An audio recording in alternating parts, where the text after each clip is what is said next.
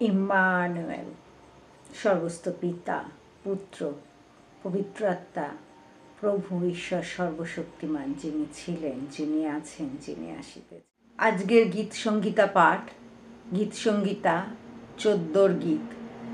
পাঠের আরম্ভ এইরূপ।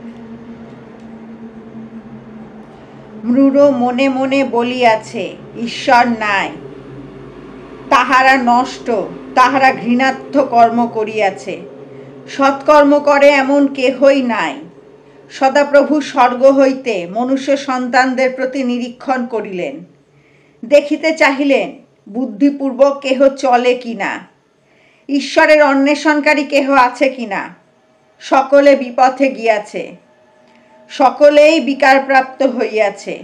সৎকর্ম করে এমন কেহই নাই, একজনও নাই।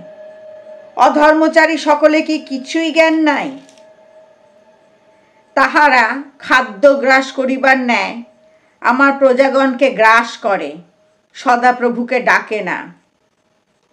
ওই স্থানে তাহারা বড় ভয় পাইয়াছে, কেননা ঈশ্বর ধার্মিক বংশের মধ্যবর্তী। তোমরা দুঃখীর মন্ত্রণাকে লজ্জিত করিতেছ, কেননা সদাপ্রভু তাহার আশ্রয়। ইসরায়েলের পরিত্রাণ সিয়ন হইতে উপস্থিত হোক।